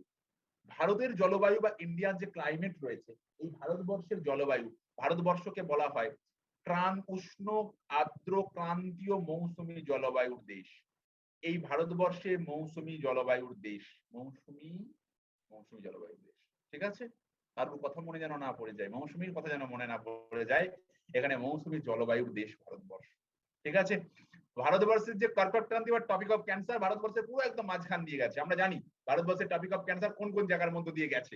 সেই ছড়া, গুরু তুমি ঝেপেছো, বয়হস্যু গুজরাট, রয়হস্যু রাজস্থান, তয়হস্যু ত্রিপুরা, ময়হস্যি দুটো মধ্যপ্রদেশ মিজোরাম। গুরু তুমি ঝেপেছো, ঝ দিয়ে ঝাড়খণ্ড, প দিয়ে পশ্চিমবঙ্গ, ঝেপে ছত্তিশগড়। এই 8টা স্টেটের উপর দিয়ে চলে গেছে কর্কট ক্রান্তি রেখা। তো ভারতের মাঝ বরাবর কর্কট ক্রান্তি রেখা যাওয়ার জন্য ভারতবর্ষের আবহাওয়াটা কেমন, কিছুটা উষ্ণ আর্দ্র ক্রান্তীয় প্রকৃতি। এবং এই যে ভারতবর্ষের জলবায়ু আবহাওয়াটা, এই আবহাওয়াটা পুরোপুরি কার দ্বারা কন্ট্রোল হয়, মৌসুমীর দ্বারা, মানে মৌসুমী বায়ুর দ্বারা। তাই এটাই কি বলা হয়, ভারতবর্ষকে কি বলা হয়, অন্ত মৌসুমী জলবায়ু দেশ। ঠিক আছে, ভারতবর্ষের উত্তর ভারতের জলবায়ু দক্ষিণ ভারতের জলবায়ুর তুলনায় বেশি চরম ভাবাপন্ন। তাই উত্তর ভারতে শীত এবং গ্রীষ্ম দুটোই মারাত্মক, শীত এবং গ্রীষ্ম দুটোই মারাত্মক। কয়েকটা লাইন এখানে বলে দিচ্ছি। আর এই ভারতবর্ষের যে ঋতু পরিবর্তন, মানে ভারতবর্ষের ঋতুটাকে পুরোপুরি কভার করে রেখেছেন মৌসুমী। ঠিক আছে, তো যাই হোক, উত্তর পূর্ব মৌসুমী বায়ুর জন্য ভারতবর্ষের শীতকালটা কেমন হয়, শুষ্ক। ঠিক আছে, শুষ্ক। এক্সেপ্ট পরীক্ষার কোশ্চেন আসবে, ভারতবর্ষের দুবার বৃষ্টিপাত কোথায় কোথায় হয়, ভারতবর্ষের দুবার বৃষ্টিপাত কোথায় কোথায় হয় দেখে নাও। ভারতবর্ষের দুবার বৃষ্টিপাত পাঞ্জাব হরিয়ানা এবং তামিলনাড়ুর যে করমন্ডল উপকূল, এই পাঞ্জাব হরিয়ানাটায় দক্ষিণ পশ্চিম মৌসুমী বায়ুর জন্য গ্রীষ্মতে বৃষ্টি হয়, আর পশ্চিমী ঝঞ্ঝা বা ওয়েস্টার্ন যেটা ডিস্টারবেন্স, তার জন্য শীতে বৃষ্টি হয়। অর্থাৎ গ্রীষ্ম এবং শীত দুবারই বৃষ্টি হচ্ছে। কোথায় কোথায়, পাঞ্জাব হরিয়ানা যে অঞ্চলটা রয়েছে, তাহলে ওখানেও বছরে দুবার বৃষ্টিপাত হয়। আর তামিলনাড়ু মানে যে করমন্ডল উপকূল যেটা রয়েছে, সেখানে দক্ষিণ পশ্চিম মৌসুমী বায়ুর প্রভাবে গ্রীষ্মে বৃষ্টিপাত হোক, আবার উত্তর প্রবাহের প্রভাবে শীতে বৃষ্টিপাত হয়। তাহলে this are the two reason কি হয় যে বৃষ্টিপাত হয়। ঠিক আছে, দেখো ভারতবর্ষের হিমালয় পর্বত ভারতবর্ষকে একদম সুন্দর চাদরের মতো ঘিরে রেখেছে। যেমন চাদর আমাদের গায়ে বা প্রচন্ড ধরো বাইরে ঠান্ডা, সেই ঠান্ডাকে যেমন ভেতরে ঢুকতে দেয় না, ঢেকে রাখে, ঠিক তেমনই সেই সাইবার ওই তোমার ভারতবর্ষে কি হয়েছে, ভারতবর্ষ তীব্র হাড় কাঁপানো শীতের হাত থেকে রক্ষা পেয়েছে এই হিমালয় ভারতবর্ষকে চাদরের মতো ঢেকে রেখেছে বলে। ঠিক আছে, এরপর আমরা যেটা বললাম এখানে যে এইটা তো শুধু বলে এলেন স্যার তথ্যের জন্য, পশ্চিমী ঝঞ্ঝা বা তাহলে এই পশ্চিমী ঝঞ্ঝা বা ওয়েস্টার্ন ডিস্টারবেন্সটা কি, ভালো করে বোঝো। দেখো, শীতকালে ভূমধ্যসাগর থেকে আসা দুর্বল ঘূর্ণাবর্তের প্রভাবে ভারতবর্ষের উত্তর পশ্চিম অঞ্চল, পাঞ্জাব, হরিয়ানা, রাজস্থান, জম্মু কাশ্মীরে মাঝে মাঝে হালকা বৃষ্টিপাত হয়। একে বলা হয় পশ্চিমী ঝঞ্ঝা। ঠিক আছে। এরপর ভারতবর্ষকে আমরা কি বলি? মৌসুমী জলবায়ুর দেশ। এই মৌসুমী জলবায়ু, মৌসুমী শব্দের অর্থ কি? বহু পরীক্ষার কোশ্চেনটা আছে। মৌসুম শব্দের অর্থ হচ্ছে ঋতু। ঠিক আছে, ঋতু। ভারতবর্ষের বৃষ্টিপাত বা গোটা ভারতবর্ষের অধিকাংশ বৃষ্টিপাত মৌসুমী দ্বারাই নিয়ন্ত্রিত। ঠিক আছে। বৃষ্টির ছায়া অঞ্চল, ভারতবর্ষের বৃষ্টির ছায়া অঞ্চল দুটো মেঘালয়ের রাজধানী এবং শিলংয়ের, আমরা জানি। এরপরে আমরা যেটা পড়বো, ভারতবর্ষের প্রধান প্রধান ঋতু। আমরা পড়েছি 6 ঋতু, তবে তার অনুভব কতটা হয় বা তার বাস্তবে প্রেজেন্স কতটা কি রয়েছে সেটা খুব প্রশ্নের মুখ। তো ভারতবর্ষের প্রধান প্রধান ঋতুগুলোর মধ্যে প্রথমেই আমরা পড়বো গ্রীষ্মকাল, যে গ্রীষ্মকালের মার্চ থেকে মে মাস পর্যন্ত গ্রীষ্মকাল। ঠিক আছে। এই গ্রীষ্মকালের আরো কয়েকটা জিনিস গ্রীষ্মকালে দেখা যায়, সেরকম জিনিস দেখে নেবো। যেমন ধরো, গ্রীষ্মকালে কালবৈশাখী আমরা দেখতে পাই, স্থানীয় একটা ঝড়। এপ্রিল মে মাস নাগাদ কোথায় কোথায় বাংলা, অসম, উড়িষ্যা এটা হয়। এছাড়াও আমরা বৈশাখ জ্যৈষ্ঠ মাসে সেই বিখ্যাত গরম হাওয়া, লু যেটাকে আমরা বলি। আশ্বিনের ঝড় দেখা যায় আশ্বিন মাসে। কফি বৃষ্টি, কফি মনসুন কর্ণাটকে। আম্র বৃষ্টি দেখা যায় কোথায়? কেরালা, কর্ণাটকে। এবং আঁধি মানে যেটা ধুলো ঝড় কোথায় দেখা যায়? পাঞ্জাব, হরিয়ানা, দিল্লি। অর্থাৎ এই মাসগুলোর মধ্যেই, অর্থাৎ এই মার্চ থেকে মে মাসের মধ্যে বিভিন্ন জায়গায় স্থানীয় কিছু ঝড় হয়। সেই ঝড়গুলোর কিছু নাম দেওয়া আছে। কালবৈশাখী বাংলা, অসম, উড়িষ্যা এপ্রিল মে মাস নাগাদ হয়। লু বৈশাখ জ্যৈষ্ঠ মাসে, সেই রাজস্থান বিহারের উত্তপ্ত আগুনের মতো সেই বাতাস। আশ্বিনের ঝড় আশ্বিন মাসে।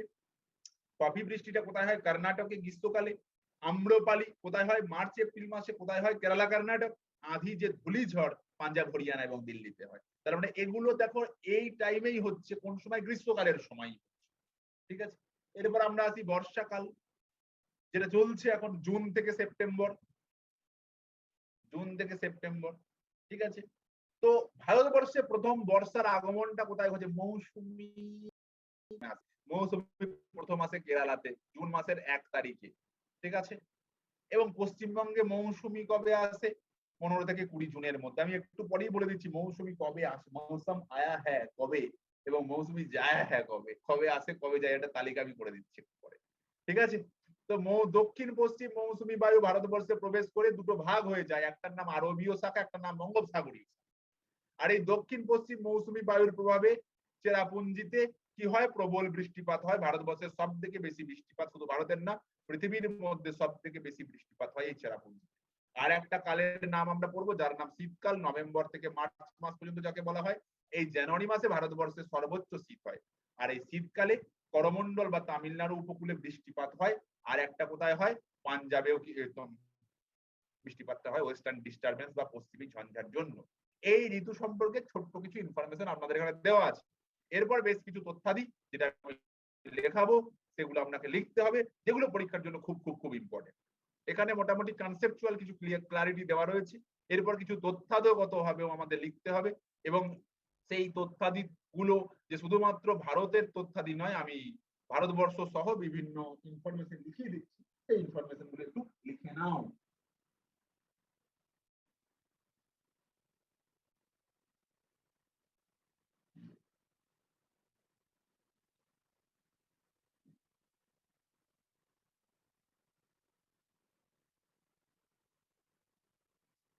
ওকে, বলছি। এখান থেকে যে তথ্যগুলো লেখাবো সেই তথ্যগুলো কিন্তু বিভিন্নভাবে ক্লাইমেট রিলেটেড তথ্য এবং খুব ইম্পর্টেন্ট। ঠিক আছে।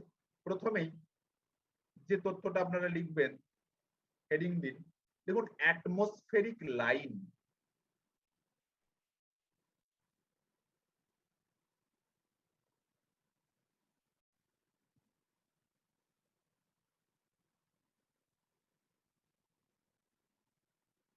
অ্যাটমসফেরিক লাইন, দেখুন আইসোবার, আইসোবার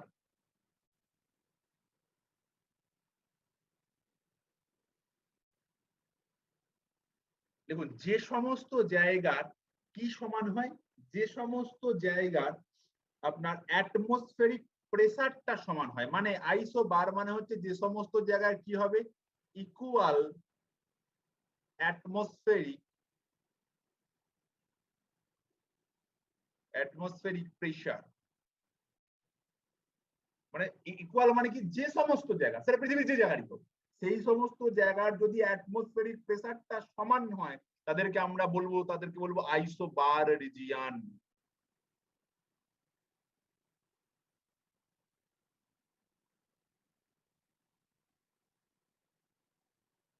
নেক্সট আইসোথার্ম।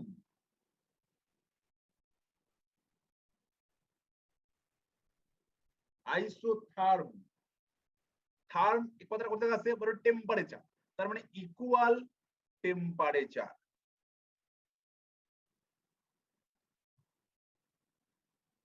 যে সমস্ত জায়গার টেম্পারেচারটা ইকুয়াল তাকে আমরা বলছি আইসোথার্ম। নেক্সট আইসোবেস, যে সমস্ত জায়গার হাইট সমান, হাইট সমান, আইসোবেস।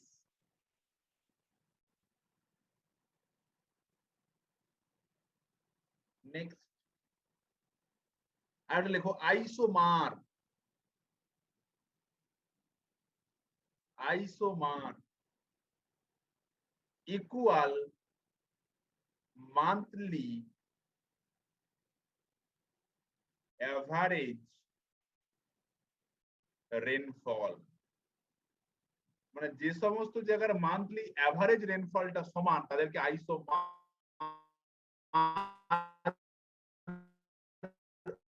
রিজিয়ন বলা হয়। নেক্সট হেডিং মেজারিং ইনস্ট্রুমেন্ট বা পরিমাপ যন্ত্র। মেজারিং ইনস্ট্রুমেন্ট মানে পরিমাপ যন্ত্র।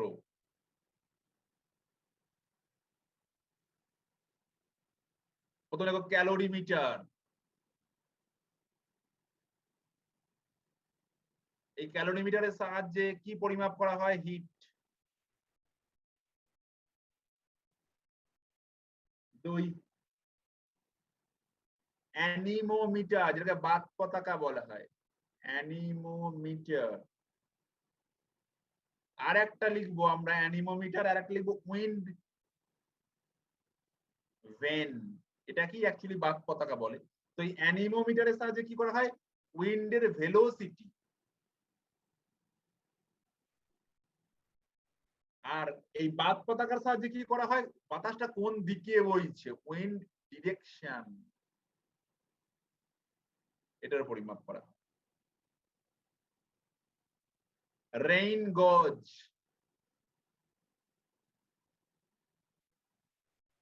রেইন গজ তার সাথে কি পরিমাপ করা হয়, রেইনফল, রেইনফল পরিমাপ করা হয়। নেক্সট আর কি করা হয়, দেখো অল্টিমিটার। Altimeter, ALTI, altimeter. এই অল্টিমিটারের সাহায্যে কি পরিমাপ করা হয়, অল্টিটিউড।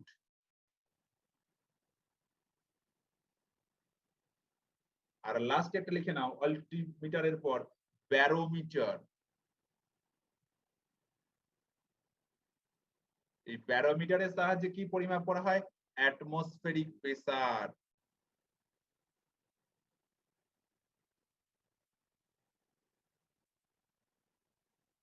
এই হলো 2 নম্বর পয়েন্ট, আলোচিত পয়েন্ট, আর এটা ছিল 1 নম্বর আলোচিত পয়েন্ট।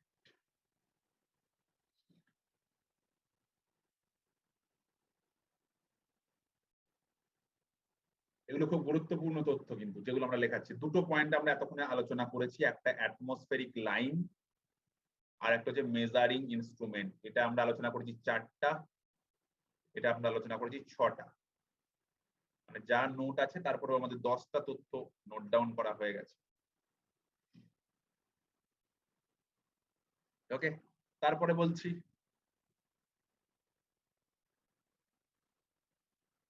3 নম্বর তথ্য বলছি,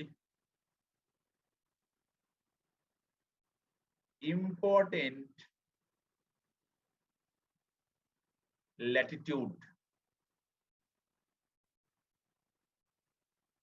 কিরকম? 1 নম্বর লেখো 40 ডিগ্রি সাউথ, 40 ডিগ্রি সাউথ যে ল্যাটিটিউড আছে, এই 40 ডিগ্রি সাউথ ল্যাটিটিউডটাকে কি বলা হয়? দেখে নাও, রোডিং 40 বা গর্জনশীল চল্লিশা।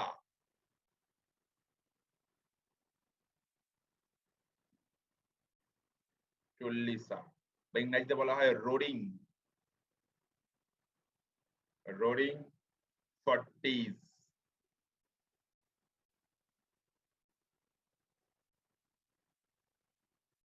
তারপরে হচ্ছে 50 ডিগ্রি সাউথ ল্যাটিটিউড। এই 50 ডিগ্রি সাউথ ল্যাটিটিউডটাকে কি বলে? ফিউরিয়াস 50।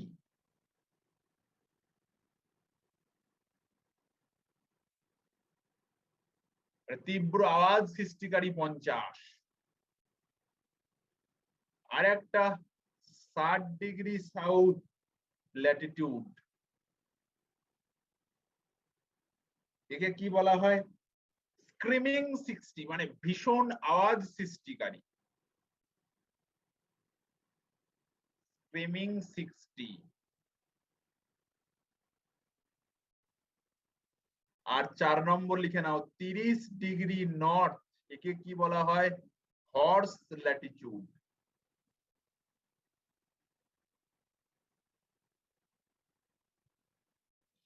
এটাই হলো ইম্পর্টেন্ট কিছু ল্যাটিটিউড। এখানে আমরা 4টে ইনফরমেশন নোট ডাউন করলাম।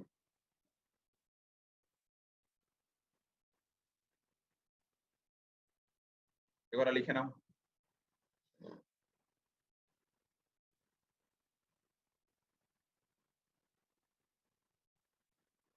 ওকে, ক্লিয়ার করে দিচ্ছি বোর্ডটা।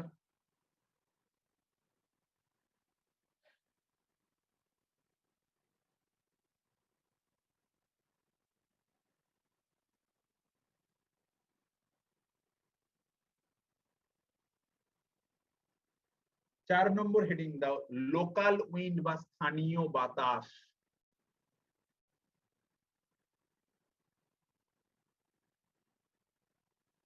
এই স্থানীয় বাতাস দু রকমের হতে পারে, কি কি?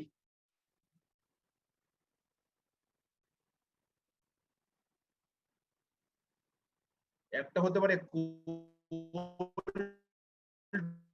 উইন্ড,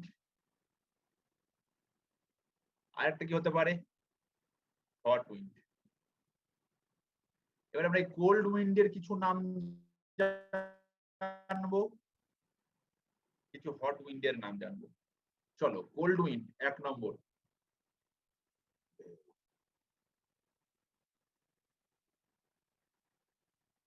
দেখো ব্লিজার্ড।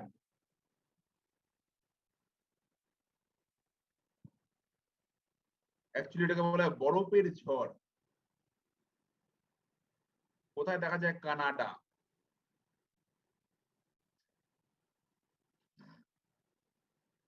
2 নম্বর পম্পেরো,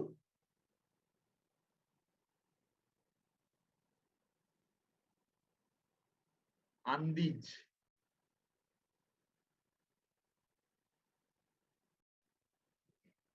আর হট উইন্ড অনেক কটা জানবো, কি কি?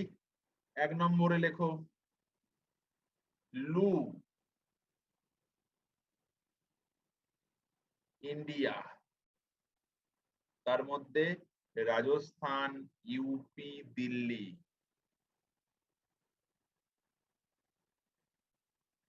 তারপর নর ওয়েস্টার্ন, নর ওয়েস্টার্ন।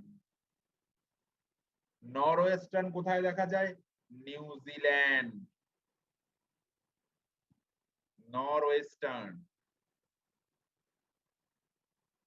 তারপর সামুন, SAMUN, এগুলো সব হট উইন্ড, কোথায় দেখা যায়? ইরান।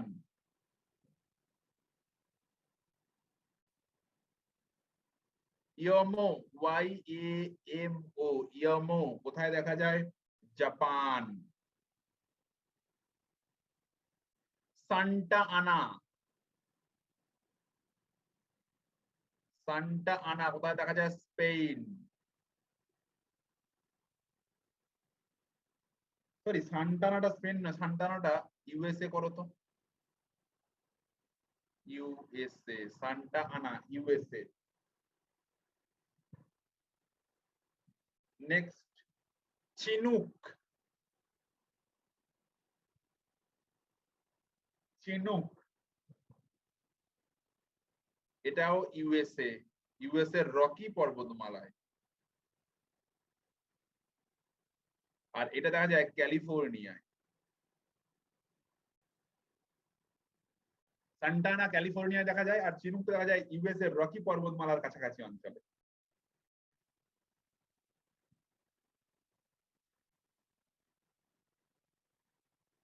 আচ্ছা, একটু স্পেন লিখছি না, স্পেনে যেটা দেখা যাচ্ছে হচ্ছে লিভিচ, LEVECH, লিভিচ, স্পেন।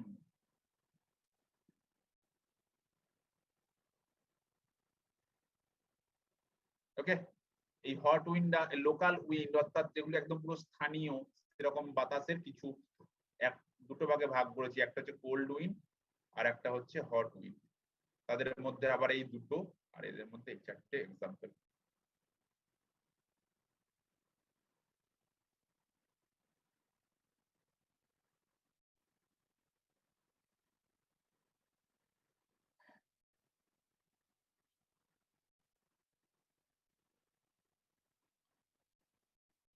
ওকে, লিখানাম এটা হয়ে গেছে। নেক্সট,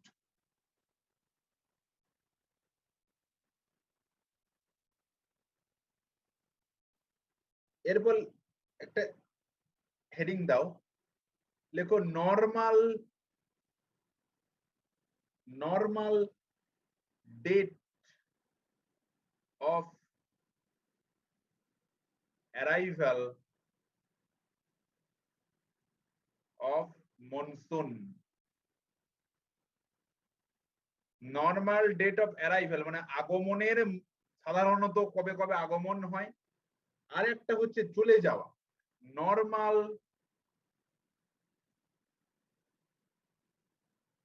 রিট্রিট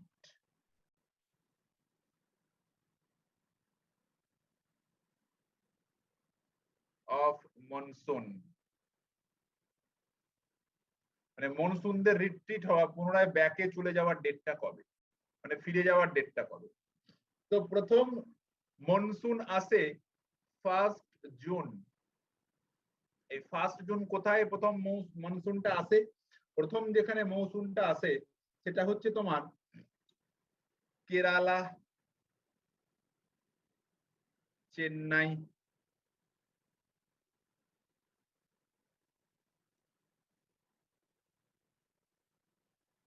তারপর লেখো 5 জুন। এই 5 জুন কোথায় কোথায় আসে? দেখো, আসাম, মণিপুর,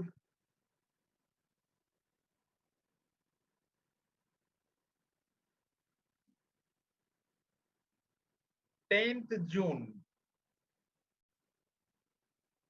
ওয়েস্ট বেঙ্গল, বিহার, ঝাড়খণ্ড,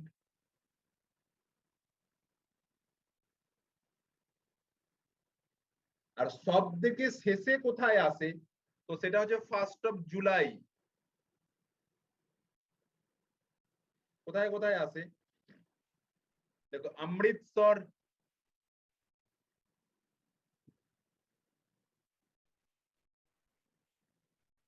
ফিরোজপুর, এইসব জায়গায়। আর সাধারণত ফিরে যাওয়ায় কবে, মনসুন কবে ফিরে যায়? তো প্রথম লেখো 1 সেপ্টেম্বর। এই 1 সেপ্টেম্বর কোথা থেকে ফিরে যায়? এ অদ্ভুত ব্যাপার, সব থেকে শেষে আসে, সবার প্রথমে চলে যায় একই জায়গায়।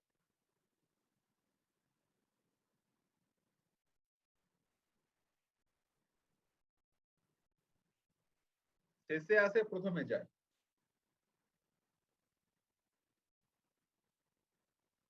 তারপর লেখো 15 সেপ্টেম্বর নাগাদ কোথা থেকে চলে যায়? দিল্লি।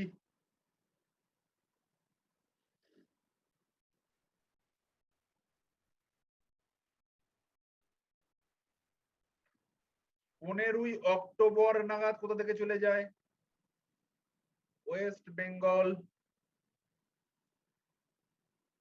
ছত্তিশগড়,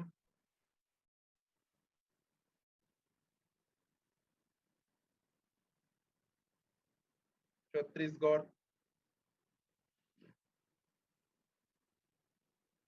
আর সব শেষে কোথা যায়? 1 ডিসেম্বর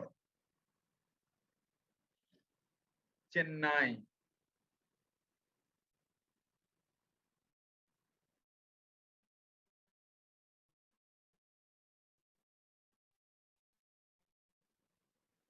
তাহলে দেখো চেন্নাই আসছে প্রথমে, যাচ্ছে সবার শেষে। ঠিক আছে,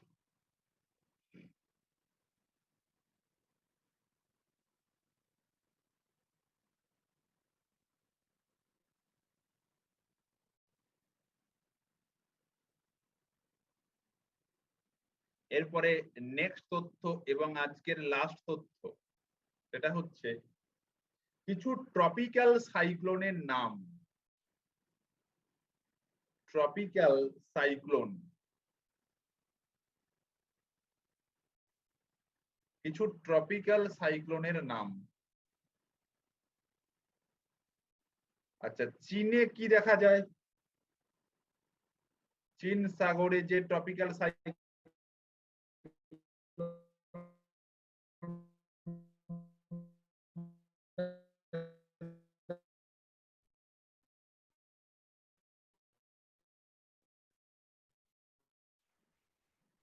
হ্যারিকেন। 3 নম্বর ইনফরমেশন, ইউএসএ তে কি দেখা যায়? টর্নেডো।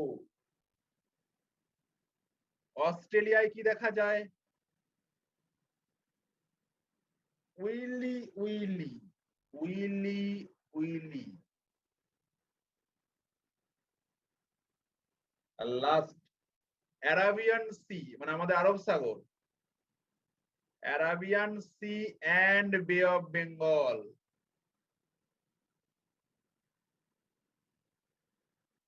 এই জায়গাটায় কি দেখা যায়? সাইক্লোন। এখানেই শেষ।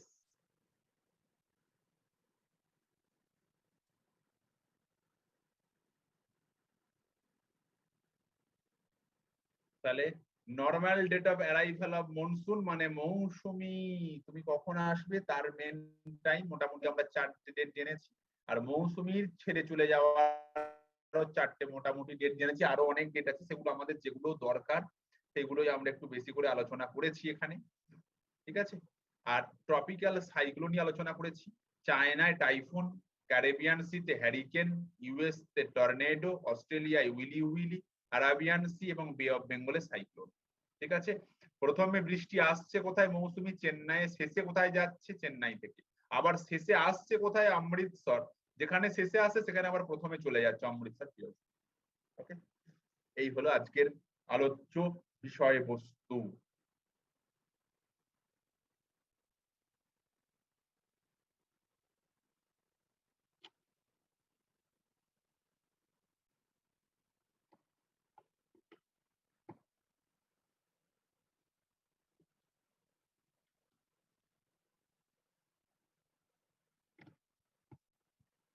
এবার তোমাদের আনমিউট করছি, যদি কারো কিছু বলার থাকে বলো শুনি। স্যার অ্যাডোবিয়ান সিটা কি হবে? হ্যাঁ বলো। অ্যাডোবিয়ান সিটা কি হবে বলো? সাইক্লোন।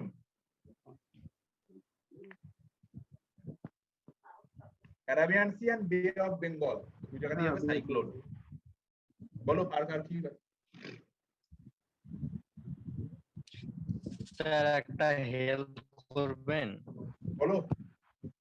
বলছি স্যার ওই সংবিধানের যেসব আর্টিকেল গুলো আছে, মানে যেগুলো বিশেষ বিশেষ মানে ইম্পর্টেন্ট, সেই আর্টিকেল গুলো আর ওই আর্টিকেল গুলোতে কি কি আছে একটু মানে একটা লিস্ট করে দিলে ভালো হবে। কিন্তু ওটা তো ক্লাসে মানে তোমাদের যে রুটিন তৈরি করা আছে না, সেই রুটিনের শিডিউল ক্লাসে দেওয়া আছে। মানে ওটা একটা ডেট দেওয়া আছে, যে ডেটে আর্টিকেল এবং অ্যামেন্ডমেন্ট করে দেওয়া হবে, মানে অ্যামেন্ড মানে সংশোধন, যেগুলো ইম্পর্টেন্ট বুক সেগুলো মানে কি এই সিলেবাস কিভাবে সাজানোই আছে, কোনো চিন্তা নেই। আচ্ছা স্যার, ঠিক আছে। স্যার বলছি যে ওই অলিম্পিক থেকে কোনগুলো ইম্পর্টেন্ট, মানে ভারতের এবছরের যে অলিম্পিক থেকে তুমি পদকগুলো। সামনের এবছরের অলিম্পিক প্রথম কথা শেষ হোক, তারপর অলিম্পিক অ্যাফেয়ার্স আমি করিয়ে দেবো, মানে তোমাদের নোটস এটা প্রোভাইড করে দেবো। আর এই মুহূর্তে যদি তুমি ডাব্লিউবিসিএস দিতে যাও, এই অলিম্পিক থেকে একটা কোয়েশ্চেন আসবে না, শুধু আসতে পারে এবছর অলিম্পিকটা কোথায় হবে, এর থেকে কিছু কোয়েশ্চেন আসবে না। কিন্তু অন্যান্য পরীক্ষায় তো আসতে পারে। আমি তা বলছি না, তাহলে যে অন্যান্য পরীক্ষায় অলিম্পিকের কোয়েশ্চেন থাকলে অলিম্পিকটা শেষ হতে দিতে হবে, নাহলে তো অলিম্পিক অ্যাফেয়ার্স তৈরি করবো কি করে, তাই না? আচ্ছা আচ্ছা। অলিম্পিকটা শেষ হয়ে যাওয়ার পর কোথায় হয়েছিল, কবে হয়েছিল, কবে থেকে কি হয়েছিল, ভারতের কে কি পেয়েছিল, কোন দেশ বেশি, কোন সেগুলো তৈরি করে দেওয়া যাবে। কিন্তু এখন মানে তো শেষ। ভারতের কে কি পেয়েছে এটা তো মনে রাখতে হবে, কিন্তু বাইরের দেশের তো অত মনে রাখা সম্ভব না। হ্যাঁ, বাইরের দেশ থেকে ধরো রিসেন্ট ইয়ারে কোন দেশ সব থেকে বেশি পেয়েছে এইগুলো মনে রাখবে। আচ্ছা ঠিক আছে স্যার। বা ধরো কোনো স্পেসিফিক কোনো প্রতিযোগী যদি বেশি সংখ্যক মেডেল পেয়ে থাকে তার নামটা কি।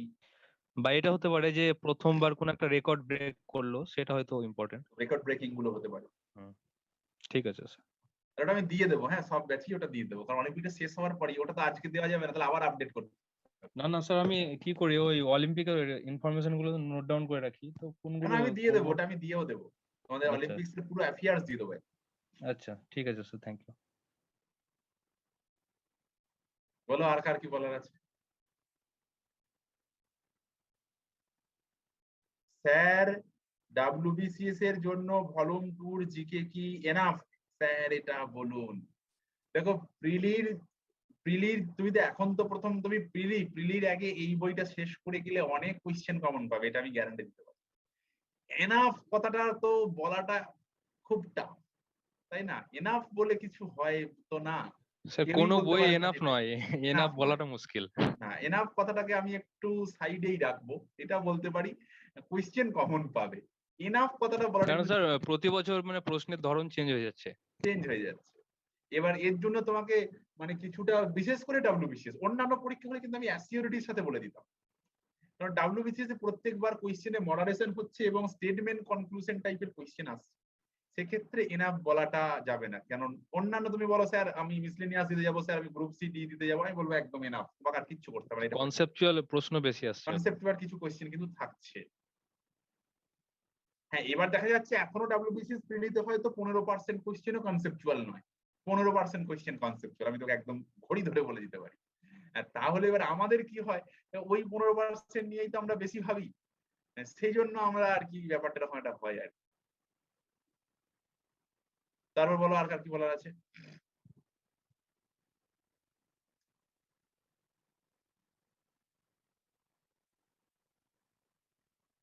কারো কিছু বলার থাকলে বলো, না হলে এখানেই শেষ করবো ক্লাস আজকে।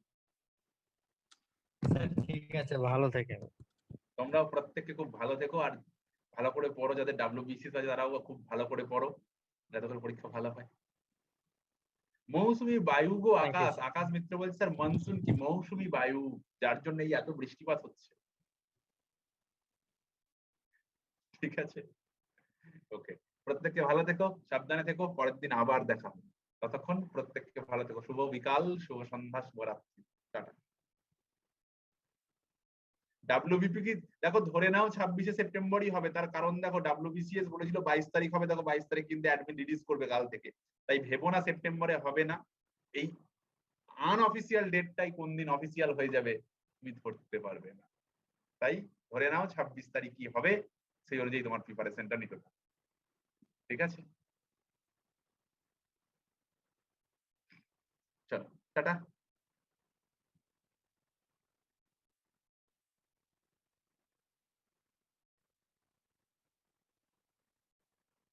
প্রত্যেককে থ্যাংক ইউ।